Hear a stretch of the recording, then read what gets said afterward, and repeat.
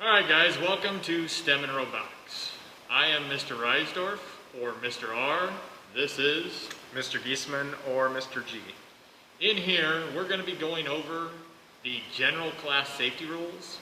There'll be multiple safety tests that you may have to take in either robotics or STEM, depending on the equipment we have you guys using. But we're going to be starting today with general safety. Now part of that, you'll see we're in masks right now because this is the year 2020. And we have a nice pandemic, and if you can't social distance, like we're not currently doing, you need to have masks.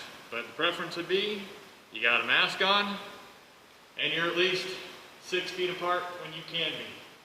So we're going to practice those things, but right now, like I said, we're going to be going over general class safety. Alright, so for STEM and robotics, we will be having the class safety rules test that we take. Alright, there is a general test on the front and on the back. You will see the miscellaneous test. Okay? And then, also according to, especially for STEM, we have specific tool tests right here, such as bandsaw safety test, electric sander safety test. We flip over.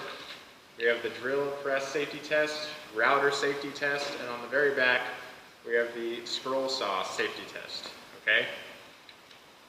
And remember, this is going to be for STEM and robotics for the general test. Alright? You do need to get 100% on these safety tests in order to make our projects. So for instance, in 8th grade, you will make this clock. Okay? For 7th grade, we have the basketball game. And just remember, you do need 100% on the tests in order to continue on to make the projects.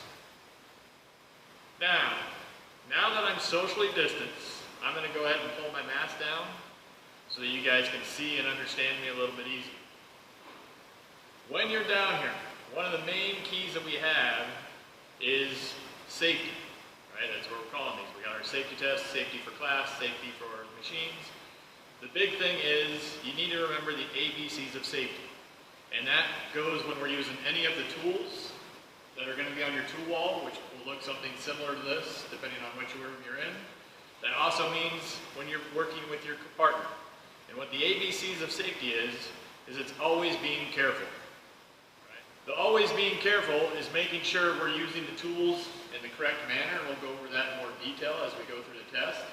But so the main key is that we're always being careful, or ABC. Right? That's the ABCs of safety. Always being careful.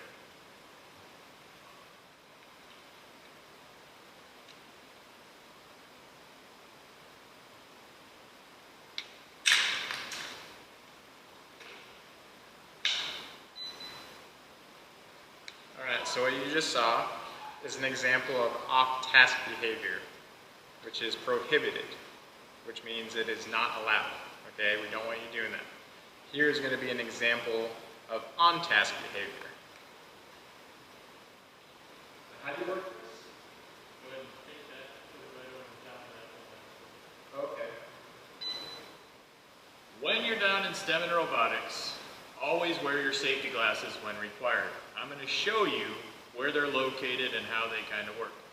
Now, if you wear regular glasses or contacts, but especially glasses, right, they're not safety glasses. And what I mean by that is there's this sheet over here that tells you about different types of eyewear and protection. This is located in both classrooms and in the back. But what you'll see is they have an ANSI certification, which means they have safety features. Your prescription glasses are not good enough because they do not have those certifications. So once again, your regular glasses are not good enough. You need to have safety glasses. There will be a cabinet in your room. Your instructor will point it out, or you may see it when you come in. But this cabinet has your safety glasses. You're going to notice that it's nice and neatly organized. This is the way it should look at the beginning and end of class. There's going to be a colored side. That side is going to go down, and it's going to have the number that you can clearly see and read facing out. So if I'm in station 12, I have 2 pairs of safety glasses for station 12. When I get them out, the difference you're going to notice between these and your glasses is there is peripheral protection. What that means is it protects the side of your eyeball along with the front. And that with them being ANSI certified means they're shatterproof. Now they're these little earpieces. They extend out or in. So if you have regular glasses, these should still fit over the top of them. If for some reason they don't, check with your instructor and we have some alternative ones we may give you. But most of these should fit over your regular glasses. So once again, always wear your safety glasses when required, and your prescription glasses are not good enough because they don't have this peripheral protection. All students must follow teacher instructions before they do any of the steps towards their projects, okay? So for instance, right now, I am verbally giving you instructions. I am the teacher, I'm giving you instructions verbally, okay, I'm the person. Now, if we go over here, there are instructions on our Google Classroom that we go to, all right? So in Google Classroom, we have our stream and we have the classwork. Now, if I go to classwork and there's day 22, just like the process that you went through to get to this video, you're going to go to this day, which does give you instructions. Okay, so we're making the clock right over here for our 8th grade STEM. We have our clock production videos, which you will click on. Okay, don't forget to read this part. But once you click on this, it'll transfer over to your YouTube videos. And for instance, I will verbally tell you on a certain day, go to step 3 for cutting, if that happens to be the step that you are on. Okay, so I will be telling you go to this video on this day. You will once again go here, read through it, click on clock production for YouTube if we're in 8th grade STEM, and then there will be instructions on the YouTube videos.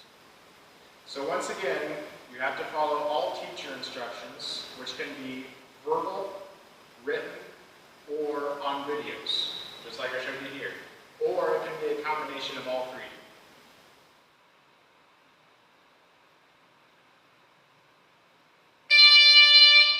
Hey, what are we doing? Have you been given permission to use that? No. Have you passed the safety test? No. Now remember, students should never use a piece of equipment until they've completed the test and have been given permission to do so. To do otherwise can put you in great danger. All right, so we're about to head back into the shop. Notice that we have our safety glasses on. Before we head back, we need to take care of a couple of things first. Before using any equipment, students should make sure that sleeves are pulled up, shirt is tucked in, and coat or jacket is taken off.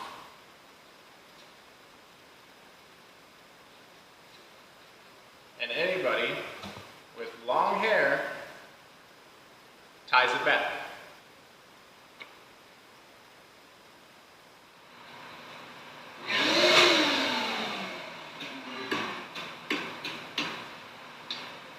Mr. Gieselman.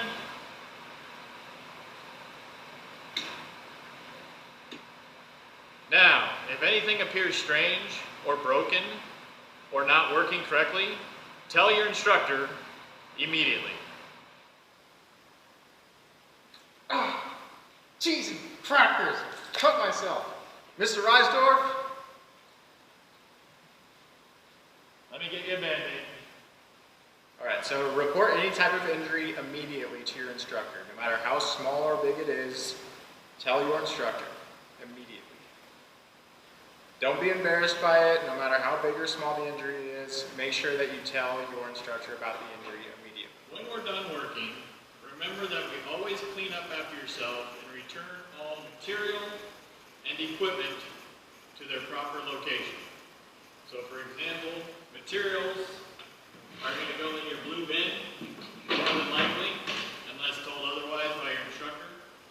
Equipment's going to get wiped down during COVID and probably after COVID, where you're going to wipe down after your instructors sprayed your station.